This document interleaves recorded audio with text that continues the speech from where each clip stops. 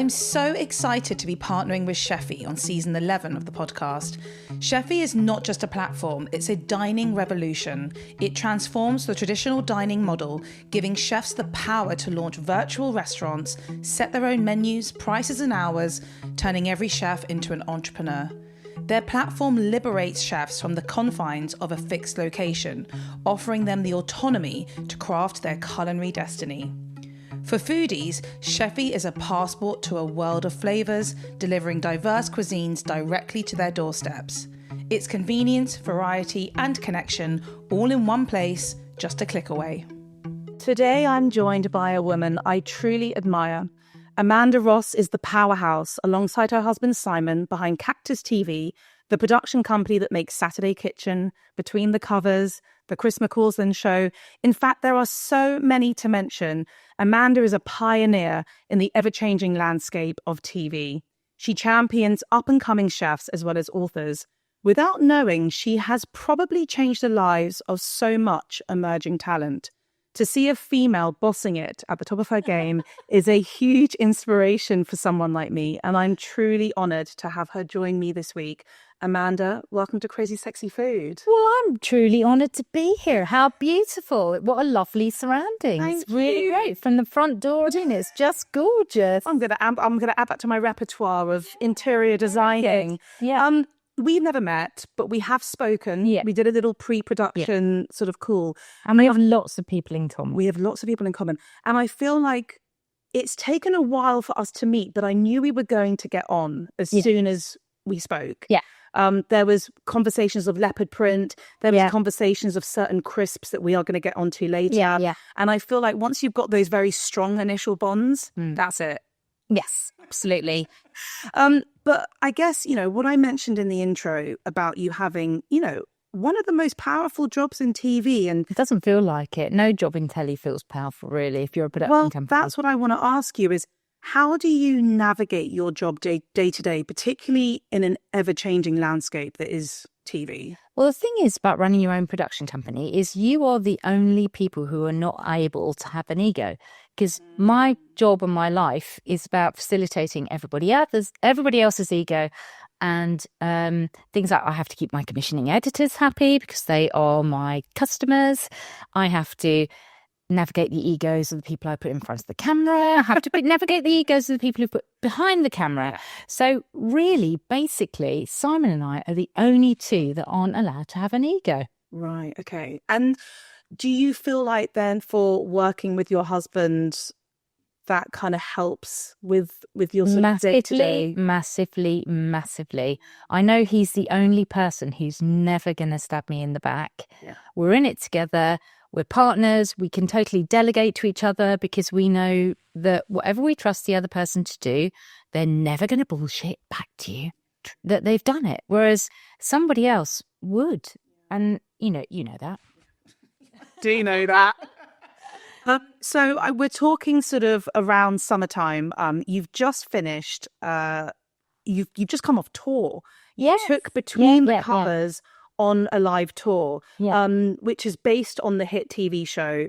Explain the concept for anyone that doesn't know, and also how did it go? Well, I had such great fun on the show, and I have to say, I arrived here today in my Kerners. We'll have a bit of a long day. And I'm a bit older than you, far less glamorous than you. So I had to, try a little bit harder. And I was on tour with Stephen Mangan, Joe Brand, Casey Ainsworth, an amazing author called Joseph O'Connor, and a new author called Kellyanne Bradley. And Stephen Mangan, it said it made the tour for him, seeing me every day in my curlers. So there you go. So no, I have to say, when I opened the door, it was a vision. I loved it. No, I did love it. Thank you. But sort of explain Between the Covers, because actually it's a great concept for a show. Thank you. Well, I've done books on telly for 20 odd years now. I started the Rich and Judy Book Club on Channel 4 when we had the Rich and Judy show 5 nights a week on Channel 4, and it was the biggest independent commission ever at the time. And that show ate content. So we were constantly coming up with stuff for it. And I'd seen Oprah in the States had done a book club. And I thought, I can do this, but I can do it better. And the way to inspire people to read is by getting people who aren't considered necessarily booky and get them enthused about it. And it makes people at home think that, oh, well, if they can talk about books or if they're interested in that, so can I. So I'd done that as a concept. And then I did 3 series of the TV book club on Channel 4 with amazing people like Mira Sayal, Joe Brand, Ven Miller, people like that. And then when I thought books should belong on telly on the BBC. And so I came up with the idea for Between the Covers because it's the ultimate fantasy book group, and that's it. Okay. So we decided to take it on tour because the tour needed to expand the television show. So it needed sort of producing on stage. And so I decided I'd do it myself because it was a different kind of job to hosting a television show. And I know what that's like. So I used to be a TV presenter a million years ago. I knew what that was like, but this has actually needed someone to produce it as they went along on stage. And Stephen Mangan and Joe Brand said it was liberating for them to have a producer doing it because they felt they could go anywhere and I'd bring them back. Yeah. And that's what we did. But basically, there's a BYOB from each of the people, which is a bring your own book, a book they absolutely love that they want to sell to everyone else, sell in the terms of you should read this because this book will change your life, you'll love it and it'll be entertaining. And then I have a new book pick in every single TV show I've ever done, hence all the number ones we've had over the years. And my new book pick was Kellyanne Bradley, The Ministry of Time, and that's going to be one of the biggest books this summer, I think. Okay. Or if not, it should be. So amazing. That's my list. Ministry of Time. Ministry of Time. Okay. It's amazing. It's quite sexy. Oh, yeah. It's futuristic. Knows me so well already. It's futuristic. It's very, very good. And I also invited Joseph O'Connor, who was the very first book choice I made in the very first TV book club, which was Rich and Judy on Channel 4. Gosh. And his book, The Star of the Sea, went instantly. It was the book that proved it worked because it had been in a box of neglected books. And I asked publishers to come up with something. Had they got things that should be a classic, should be a hit, and had been overlooked? And because I knew that would prove the concept, prove whether it worked or not. Yeah. And I got sent in a great big box full and read Joseph's. It blew me away. He came on the show. We were so lucky. We had Bob Geldof and Bonnie Greer to review it, and it went straight to number 1 and stayed there for 13 weeks. Nice. So yeah, it was amazing. It just shows more than 1 million books. So like a show like that. If you're not just any book. The thing is, we are really careful about what we choose. Yeah. And so I have a lovely team, and we read, and we're very very strict. Because you're only as good as your last book pick. And if I recommend something on one of my shows that's completely rubbish, you'll think, oh, I'm not going to do that. I'm not going to listen to that again. And same with chefs and food on the telly. Which we're going to get to in a second. But before we get on to kind of the show that I'm desperate to kind of talk to you about, we must talk about the show that you're working on at the moment that is on air, which is the Chris McCausland show. Yeah, I'm so excited about this. Which is really exciting. And it's something we haven't seen on TV before. Chris being blind. Yes. How have you navigated this sort of from a producer's point of view? It's difficult. I'm not going to lie. It is very much more demanding, and we've had to come up with different ways of working because he can't have auto cue. He can't have cards like that. He has to learn everything. So, for example, this week we are in studio on Wednesday with 2 shows. So I've spent all day today doing scripts with him, and he will learn them, and he'll have key points in his head that we can say keywords, and the keywords will just make him do that. But my main job is making sure he's looking at camera. So we had to come up with different ways of doing that. And I worked out that hard consonants actually he can tune in on, and then he looks in the right way, and then I'm in his ear saying, so he's generally in the right place. And we ask, the director has a completely different role because the director can't direct in the same way through a floor manager. It's more about the producers, myself and my series producer, and the cameramen, because the cameramen are behind the camera, and I get them, and they were a bit uncomfortable about it at first, but now they've all got into it, to say key cam loudly behind their lens just before we do a take so that he knows where he's supposed to look, and then he can look at that camera because he can get in on the hard consonants and little things like that, but lots and lots and lots of different things like that. That's kind of quite revolutionary in terms of like for live TV or TV shows. Always tried to do that though. I've kept a lot of shows going for a long time on air with the help of my husband and my brilliant teams, of course.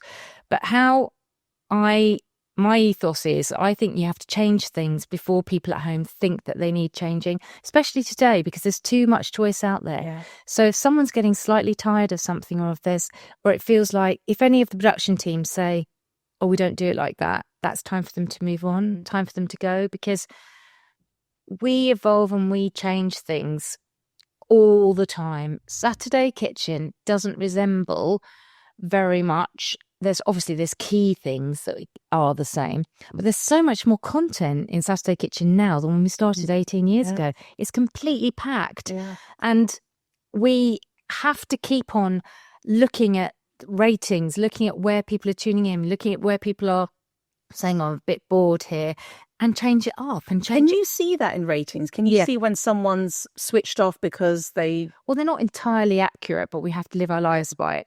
So we're very careful about the content of the VTs that we choose to put in it. But the main thing is all the chefs have to come up with recipes that sound mouth-watering. And sometimes I have to hit Matt Tebbett over the head and go, look, you've got to come up with a heaven and hell that's going to make people, when you describe it, the top of the show, people want to stay with us for 90 minutes. It's a long way. Yeah. And it's got to be tip-tastic. I always make sure I want everybody to have at least 3 things in every single recipe that we feature that people at home will go, oh, that's good. Oh, I'll try that. And some chefs are better at it than others. So. Yeah. We're going to get on to Saturday Kitchen. I mean, I literally have, I can't wait. It's going to just fulfill all of my fantasies I've had over the past, actually, to be fair, nearly 18 years I've probably been watching it, because my dad was an avid, or still is an avid food show watcher, and he's the one who kind of got me into it. I know your dad. You know my dad. I know your dad. I've put him on shows before. He was on Richard and Judy for me years ago. He did a series about photography. Oh. Well, there we okay. We're going to have to talk after. Yeah. But what I want to do is I want to take it back first and foremost, back to your childhood. You were born and raised in Essex. Yes. I'd love to know what life was like growing up. Do you know what? I like Essex. It's had a bad rep. No, I'm not. I'm a fan. I went to a great restaurant there once. That was a Turkish place. It was lovely.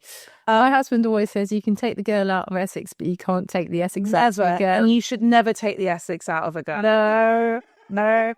But what I would love to know is what your childhood was like in terms of through the eyes of food. What were you eating? Who was cooking? Was it important to you? I think food's important to everybody. I grew up in my grandparents' house because my mum was really young when she had me. So we lived with my nan and granddad, and we lived on a bit of a small holding, but nothing like Marcus where it was small holding. I was just a bit like, we were a bit like, more like tinkers really. And I was allowed to have any animals I wanted as long as I looked after them. So I had a thing called an aqua zoo aviary that had fish in it for the aqua, and the zoo sort of like animals, and an aviary because I had budgies and things. And we had rabbits that we ate and rabbits that were pets, and we had an orchard, and it was very small. It was only about an acre, the whole thing. But the rabbits in the orchard, you knew you mustn't pet because we would be eating them.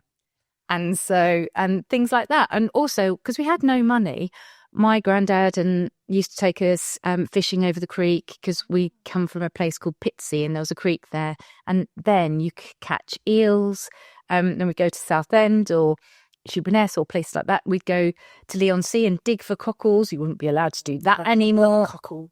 Yeah, straight from the cockle sheds. And Leigh-on-Sea, nothing like it. Absolutely nothing like it. So what dishes would you say remind you of your childhood? So who was cooking, actually, first and foremost? Who was putting food on the table? My gran, my mum. And my mum thought she was an amazing cook and wasn't really. Okay. But she liked the attention that cooking for people gave her. That was it. But because we didn't have any money, everything was cooked from scratch because that's the cheapest way to live. Yeah, absolutely. So if you could pick a dish that sort of represents the childhood, what would you say it was? Oh, gosh. Potato soup. Okay. Because we grew up, we literally had no money. Yeah. And the cheapest soup that you can do is potato soup. So what is it? What's in a potato soup? Do you know? I don't know. I left home when I was 17 and didn't look back, and I haven't tried. Doesn't want to go to the Tried to recreate a potato soup like that. No. So I'd probably say it wasn't your favourite of No. Fine.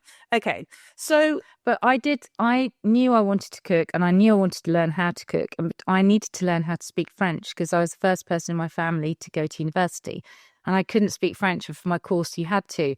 So between school and university, I had a year off, and I went to Paris and was an au pair, and I was really, really lucky because the family I worked for were rich and had no interest in cooking, and were very happy that she would just give me the purse and say, go to the market, get what you want, cook. So I taught myself to cook, and I taught myself to cook in Paris. And she didn't mind if I went to the market, tried to cook something, and had to chuck it in the bin and start again.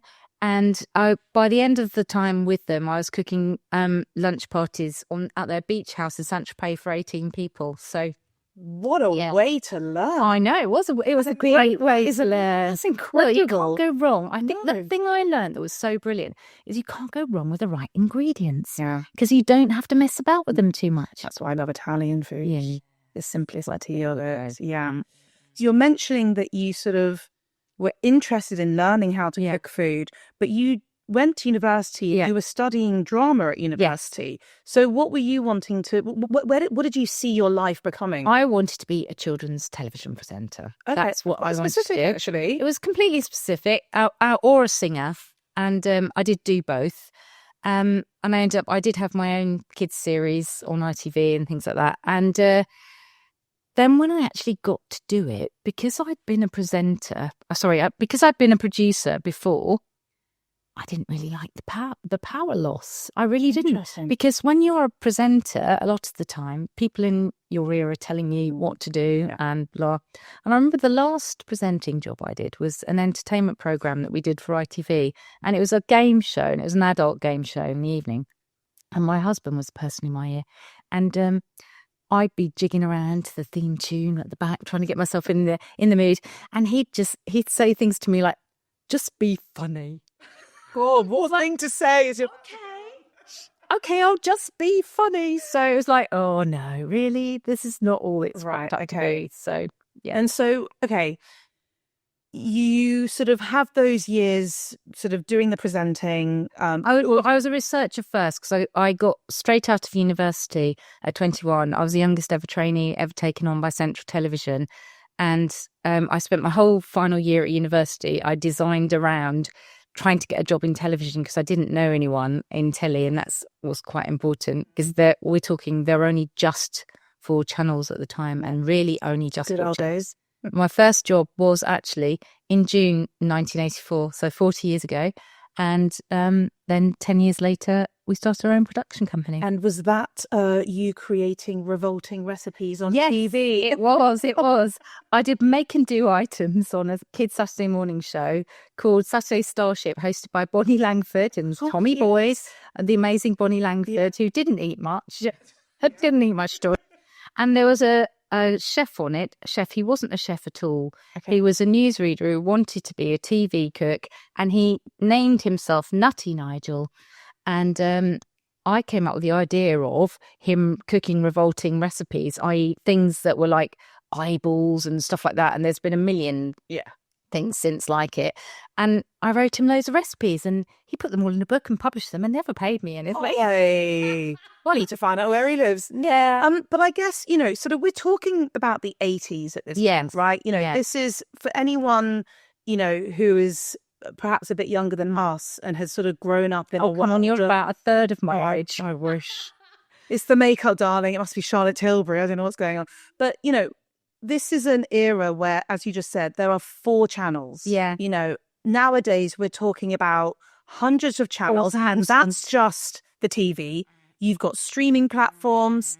The landscape is so different to how you started. And I guess sort of, what are your views on kind of where we've come to? Because there's a lot going on. There's a lot going on. There's a lot of really brilliant things about the way telly's made now, but there's a lot of bad things as well. And it has changed an awful lot. I think the biggest change for me was in the early 90s when it was deunionized, because the telly being unionized wasn't a good thing, because you literally couldn't touch certain things unless you were a certain grade of person, and it was really, that was all a bit too difficult. So what is really brilliant about now, and the empowerment that things like podcasts and YouTube and things like that have given people, and Instagram, is that if you want to have a go, you can have a go. Yeah. And if you're any good, people will find you, which is amazing. Do you also, though, feel like on the flip side is that then we're sort of inundated with, there's a lot out there. There's a lot to consume. There's an awful lot to consume. And I think the dangers with food telly, and I see my sons, who are both very keen on food, falling into the same traps as people at home, because I think, no disrespect, because there are some brilliant people doing brilliant Instagram, like Poppy Cooks. Oh, yeah, I love that one. And so many other brilliant people. But there are also lots of people who can't actually cook and then cut it all together, and anyone on the bang, bang, bang method can make it look like they can cook. Yeah. The other day, my son found a recipe for a ragu, and it was a sausage ragu. Okay. And you know, then I know, sausages don't take very long to cook. Yeah. And this internet chef had told him he had to cook it all first, and then it was slow cooked for 3 hours. And I was saying, little child, this is not gonna work. There's going to be no flavour and no anything. And he ruined some really lovely Italian sausage. But then also, it's interesting because you said internet chef. Yeah. And I guess then the question is, are they're chefs? Not really chefs. I would, because I never know what to say. Yeah. I would say probably more cooks.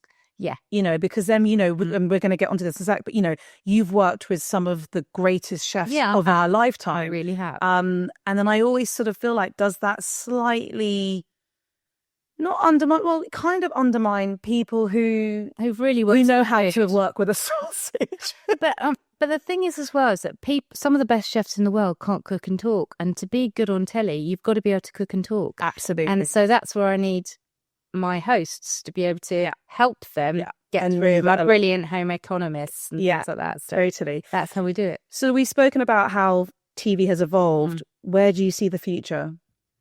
Goodness gracious me, I really don't know. I'm right now, I think, you know, who knows what they're going to invent next week. That's going to be another piece of something that somebody wants to do. Speaking of Saturday Kitchen, you've just celebrated 18 years of it. I mean, I'm very proud. And, you know, I keep going back to this sort of, you know, TV it's a machine. But, you know, 18 years is a long time to have a show on TV. Every Saturday morning, and I've been there since very beginning and always done it. And my husband keeps saying to me, how much longer do you want to do it for? Really? Don't you get tired of it? And no, I love the live, the feeling of the live, because the great way to do surprises well on television is to rehearse them. So, and if you know the recipe, if my chefs know the recipe and they've had proper rehearsals, which we always do, and the best ones come in on Friday and realise that it's really good, that you do it on Friday with home economists. She'll teach them how to adapt their recipe for telly. Then we do full cook through of absolutely everything on a Saturday morning. And then so you're doing a kick through before you go live on a Saturday as well. Yeah. We start rehearsals at 6 a.m.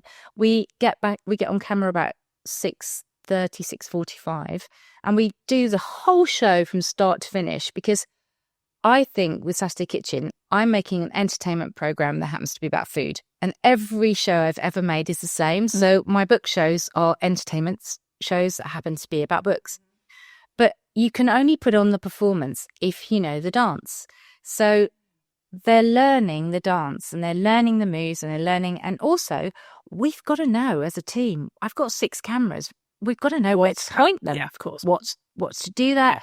So Michaela, our home economist, I've met her. She's so lovely. She's brilliant. Yeah. She's been with me since day one. She's a delight. And she trained up through the show because she's an assistant when she started. And now she's one of the best. Absolutely. Everyone says it. She's one of the best. And we adapt things and we know what's going to happen. And so everything is there and everything's laid out. And we know how long everything takes to cook. And then I've got a brilliant production coordinator called Silvana. And she's been with me for decades as well. And through the rehearsals, she writes in things like lemon in next, time, blah. And we tell them all that. And there is. But this is what I'm saying. You know, I mean, obviously, we have met Matt Tebbett, you know, who sort of fronts the whole thing. Yeah. I can imagine. I think that's a really good way of putting it.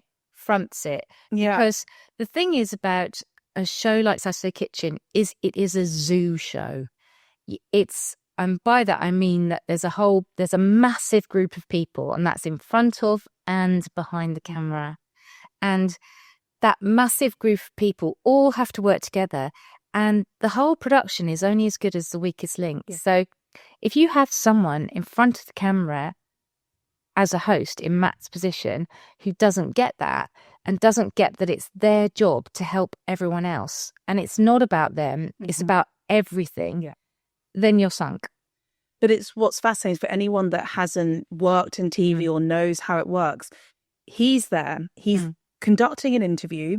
He's cooking at the same time. He's got someone in his ear telling him to do this, that, or you forgot something. I mean, you literally, you're still trying to keep engaged. Yeah, I do think there's a lot of things going on. There are, and that is why the rehearsals are so important. And that's why on Thursday there's a complete cook through by the home ex. On Friday there's complete cook through by Matt, and all the guest chefs come in and they do everything, and then they go through all the notes with Matt and about the background, and this is what we're going to talk about, so we know what the interview is going to be. And then on Saturday Kitchen I try to layer on a bit more entertainment.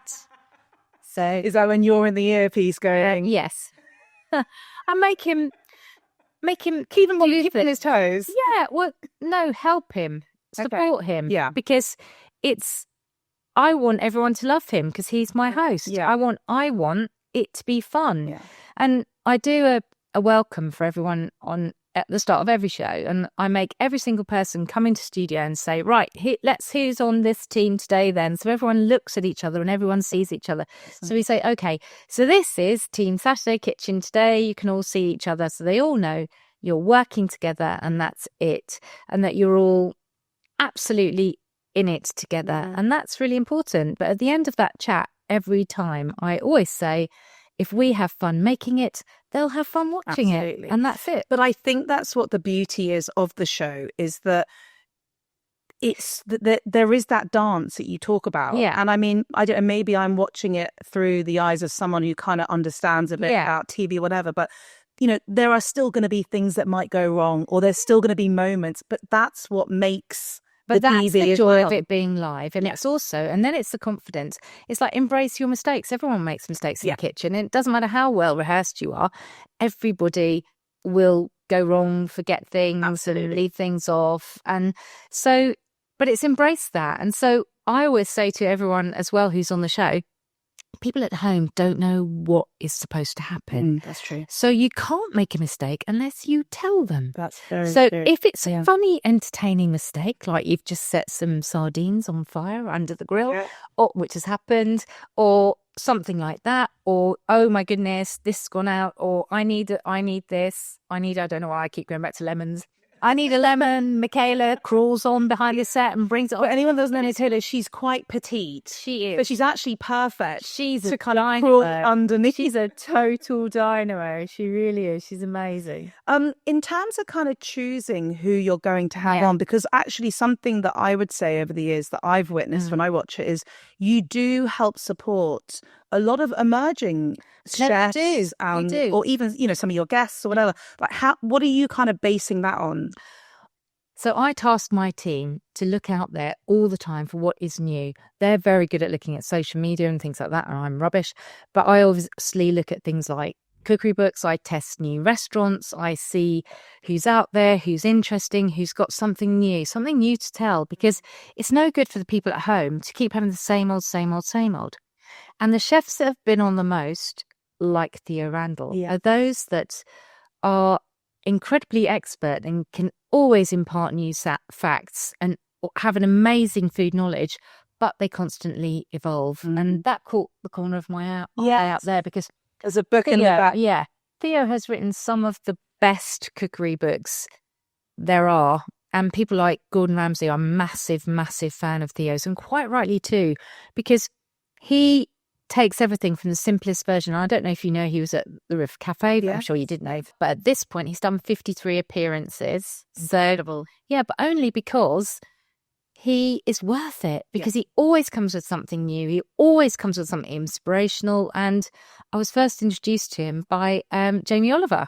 Oh my God. Yeah, because Jamie had done the series The Strands for me on Rich and Judy, and we became friends, and he was great. And he said, look, you've got to meet this man. And when Theo started his own restaurant, he said, you've got to meet this man, and you've got to put him on telly. I'd do anything Jamie asked me. But hey, I'd do anything that Jamie asked me too. But he did. He took my husband and I out for dinner to Theo's restaurant and paid for absolutely everything, was really generous. We had a lot of very expensive, very lovely wine. And he bought a different, every course he'd buy like about 5 dishes and say, you've got to taste this, you've got to taste that. And it was like, you know, he had me at the start. Actually, you and I were I told you this, but you and I were in the same room recently at Theo's lovely dinner. Frustrating. Which part? That we were in the same room. I know, but it's because you left early. But I'd noticed you from across the way, and we were both wearing leopard print.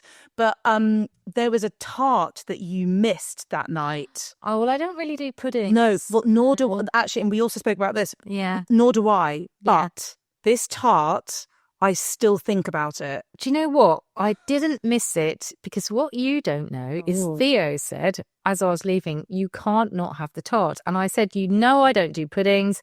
So I actually took home a cardboard carton with tart for my husband, my sons, brilliant girlfriend. Yeah, I'm still thinking... They all had the tart. I had one mouthful, and you're right. It was unforgettable. Yeah, it was really, really good. And as you know, I'm much more of like a cheese board girl. Yeah, me too. I think we've had this. We bonded over savoury and alcohol. Absolutely. Our chosen way of consuming calories. Totally, and that's the only way, as far as I'm concerned. Sort of looking over the 18 years that you spent with Saturday Kitchen, what would? I mean, it's difficult to choose one, but some of your favourite TV moments from the show. When you have someone like Niklas Ekstedt on, who's one of the, he also happens to be very sexy, but is one of the, to men and women. No, he is actually very sexy, one of the most innovative, amazing. He's literally a rock god in his own country. He's really seriously is amazing on just throwing things up and all of that kind of stuff, and just being totally inspirational and having fun. And I love it when things almost go wrong or feel fresh. I just love that all the time. I mean, we're talking about quite a recent episode. I did quite enjoy watching Mel B on the show. And I have to say, hilarious. I don't think she realised she was going to get help. Kudos for her, though, because there's very few people in this world who will tell you when they don't like something. Yeah. And she told everyone that she wasn't particularly keen on quite a bit of the food. And then she got her food hell. Yeah. And she practically gagged. Yeah, well, she did gag, actually. She did. Yeah, she did. But it was sort of like, that's also what makes good TV. No, it's great. But before we start with the celebrity guests, I say to them in my briefing, you are the taste buds of the viewers. You have to be totally honest about all the food and the drink combinations. And they are. And so they won't say, because everybody can't like the same things. Yeah. So they don't say if something's... We don't want yes people all the time. No. And actually, I But also, you need to know what it tastes like for you. And if we've got 5 different people tasting it, there'll be someone there whose taste buds you identify with. And I mean, have you had situations where someone has actually, aside from that, have you had people who've literally been like, this, I really don't like this? Yeah, quite a lot. This is awful. We had, I think it was Dawn French told Michelle Roux Senior that his something tastes like shoe leather. It was just really awful. we're just like, I encourage them to be totally honest. I feel like if Dawn French is saying it, though, I mean, I don't know how that happened. Yeah. Well, that was a perfectly seamless comment you've just made, because you are also connected with Michelle Roux Jr. Yeah. I didn't know that about you, but you guys opened a cookery school together. Yeah, above our TV studio in Clapham. It's an old chapel, and it's a really amazing building. And I opened a cookery school with Michelle Roux Jr., and we ran it for 5 years, and we were named by Condé Nast Traveller as the best cookery school in the country on year 2. So that was really good. But the reason it was best cookery school in the country is it costs more to run than the income. And the problem with it was that business is just so labour intensive in terms for people to have a lovely day, because we didn't do the come and learn how to boil an egg. We did the high end experiences. So we had come and spend a day with an amazing chef, drink amazing wine, and eat amazing food, and that's very expensive. I can imagine. One of your other loves in life, I know, is Italy. Yes, you have a house in Italy. Yeah. Talk to us about Italy. Why did you buy a house in Italy? Yeah, we adopted 2 boys in 2010. Okay, but I bought the house in 2003 because I was going through IVF, and it was like take me out of here, a different thing to do, and we renovated it. But my husband and I have always been really passionate about renovating property. Okay. And because there were just 2 of us, it's only recently you've become 3. But, I know.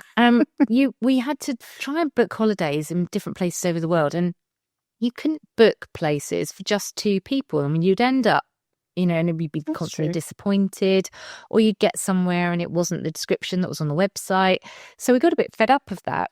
And we'd had some amazing times in Italy, really loved it as a country, and just thought, okay, sod it, we're going to buy a place in Italy. And so we did. And I did that house up with my heart, not my head. I spent a lot of money doing it up. It was a complete wreck. It hadn't been lived in for 6 years. Where are we talking? It's an hour and a bit north of Rome, because what we did as well, and it's just it's south of Orvieto, and it's in a place called Tuscia, where the 3 counties hit each other. Yeah.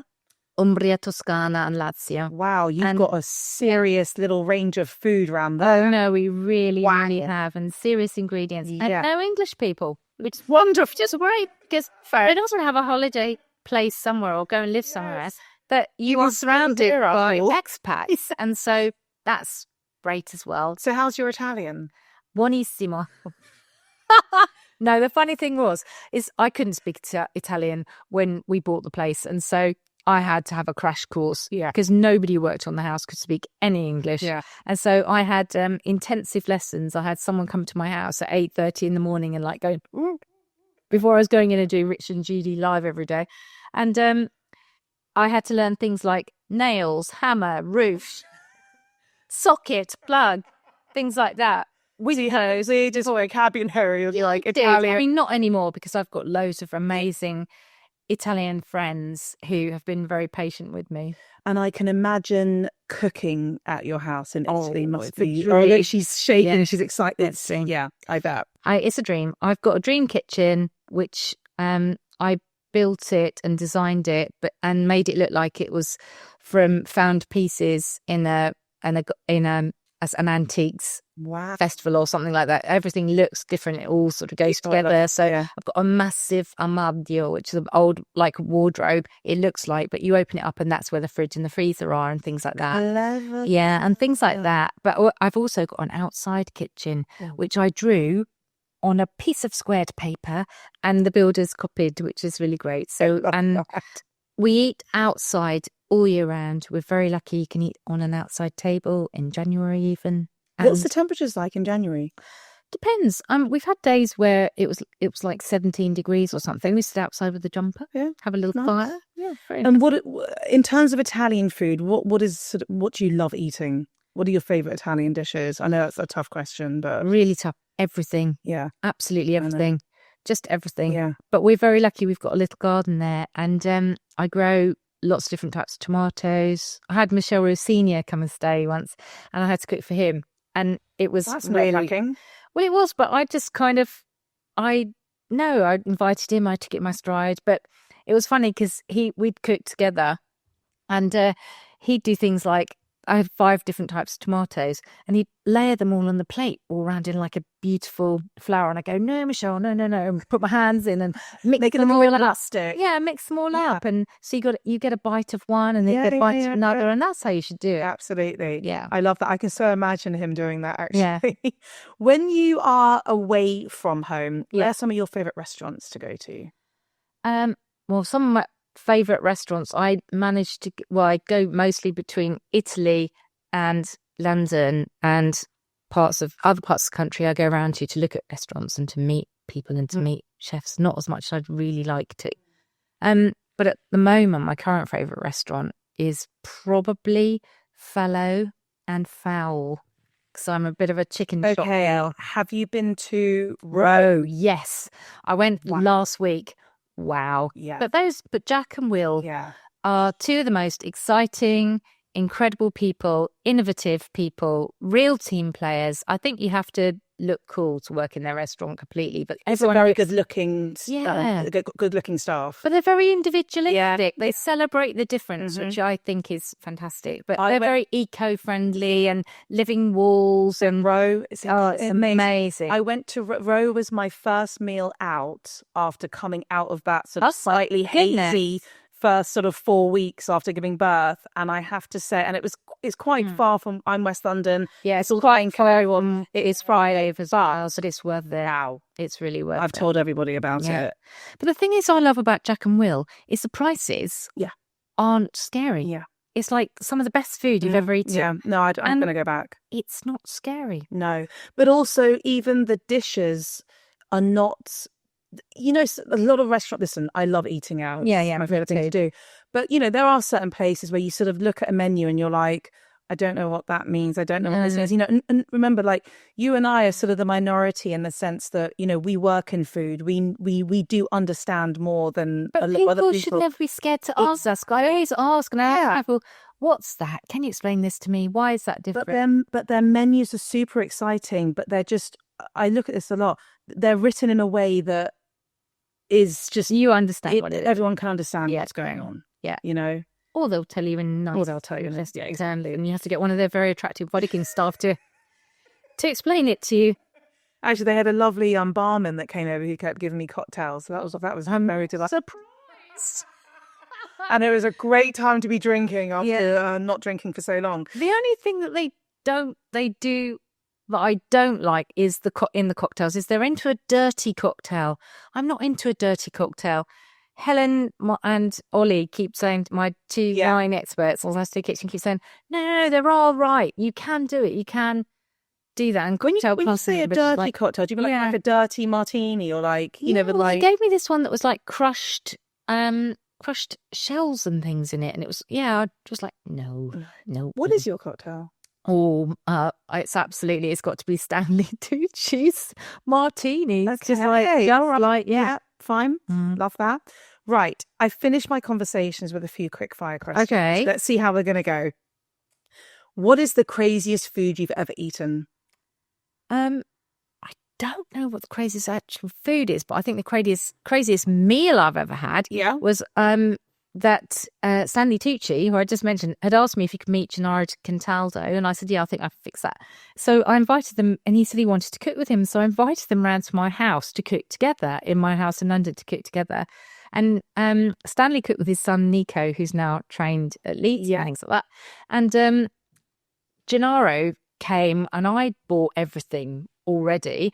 And Gennaro just had the doorbell ringing all the time, and all these things just kept arriving, and there was just so much food, and it got to the point where my boys were cooking as well, and there was oh my god, Stanley, Gennaro, Nico, Luciano and Orlando, my 2 children, and Francesco Mazzi, who had gate crashed for the day, but he did, because he'd been on Saturday Kitchen, he cake crash, came around, all cooking, and Simon and Felicity, Stanley's wonderful wife and I were just going, enough already, just let us eat something. And they didn't want to eat, they just wanted, they kept loading it on the table. It was amazing. So that's Did you end up getting the actual meal in the end? Did it all? Oh no, we had course after course after course. It was just amazing. Wow. Yeah. And homemade pasta and all sorts. It sounds chaotic, but it was absolutely amazing. Yeah. Okay. What's your very quick fire though, wasn't it? No, that's. I knew they weren't going to be, but it's fine. Don't worry. It's amazing what you can do in an edit. Yeah. What's your most memorable meal? My most memorable meal is my 50th birthday meal. Okay. And it was a birthday present to me from Michelle Roux Senior. Was all the wine and things. And two of my best friends are Ricky Gervais and his wife Jane Fallon, and Jamie Oliver, I've mentioned earlier. I'd introduced them to each other, and I was going to have this dinner for 24 people. And I said, okay, you two can tell me, two of the most busy people in the whole wide world, when is my birthday? And they gave me a date in June that was my birthday.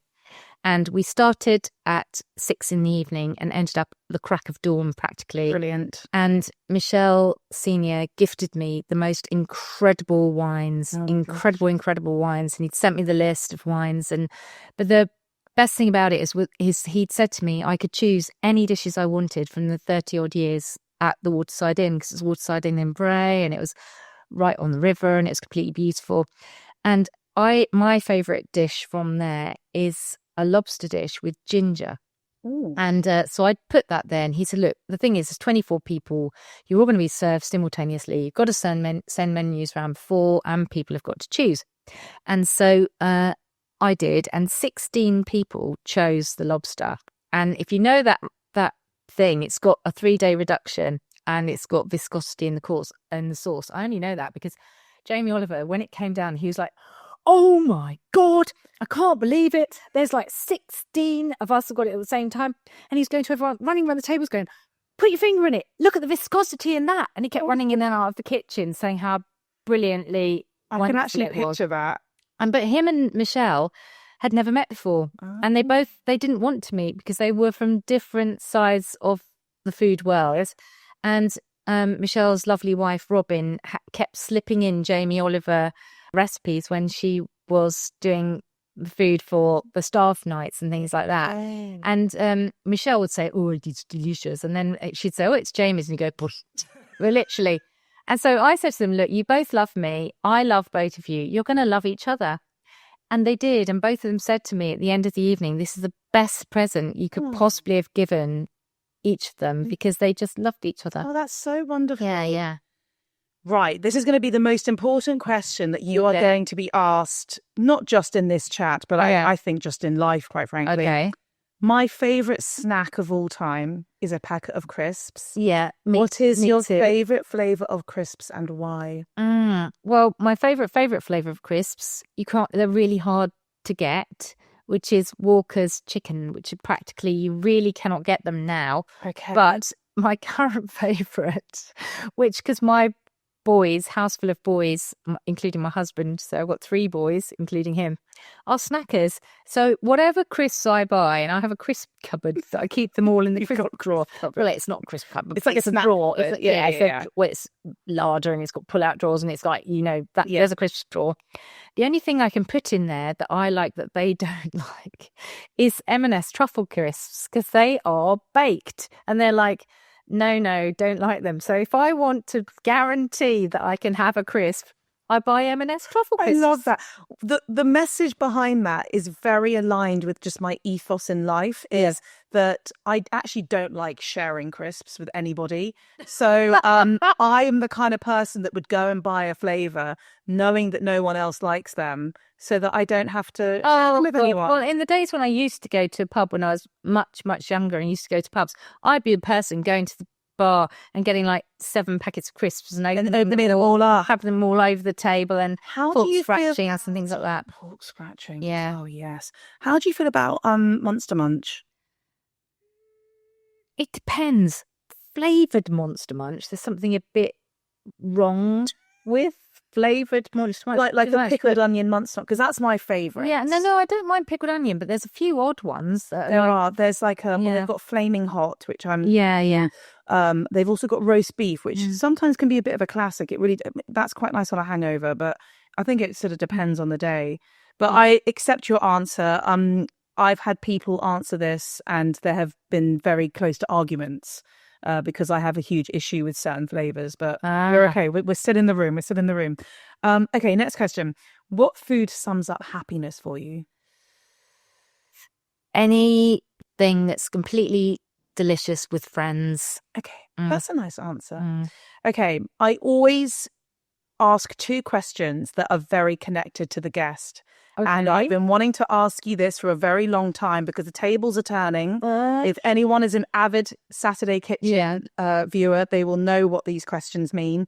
What is your food heaven and what is your food hell? Oh, my food heaven changes all the time. Okay. If I had to pick one thing that would be absolutely my food heaven at the moment, it probably would be fouled fried chicken. Yeah. But I mean, I love fried chicken, that kind of thing, but done really, really, really well. But anything fresh and seasonal is just totally my food heaven. And my food hell is anchovies. It's a lot of people's food hell.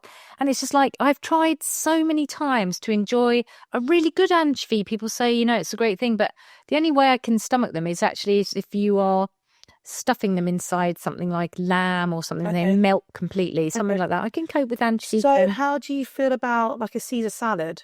Oh no, get up. Would you I'd say no anchovies, please. What if it was in the dressing? I can sort of stomach it in the dressing, really, but I just really don't like anchovies. No, a lot of people don't. But I do love a good roast dinner as well. I love a Yorkshire pudding as a heaven. I love Yorkshire pudding. I don't believe a roast dinner is complete without a Yorkshire pudding. But I am a not very many eggs in it Yorkshire pudding person that they raise. So it's like Delia's Yorkshire, something like that. Yeah. Okay, and final question. Live to eat or eat to live? Well, you have to do both, don't you? Okay. You have to eat to live. Yeah. But I probably live to eat a bit more. I'm one of these people who I'm very sad in that I do think a lot about what the next meal's going to be, what the one's after's going to be, and what's going to be on my shopping trolley and all of that kind of stuff. Yeah. Yes. I mean, I just think that's a really lovely way to live life. Yeah, totally. At least that's what's kind of concerning you on a day-to-day basis. Yes. There could be a lot worse other things. Yeah. Really well, is. Amanda, thank you so much for sitting down with me. I know you're a busy woman. No, thank you so much. It's completely lovely. Just to also kind of pick the brains behind the person or people that have created those shows that I've grown up with. Yeah. And I wish you nothing but the best for the future. Thank you. Keep promoting, changing the look of TV, and let's eat crisps. Yeah, let's eat crisps. Until next time. Thank you for listening. If you love what you hear, please subscribe and review. Don't forget to follow me on Instagram @CrazySexyFood. Until next time, bye.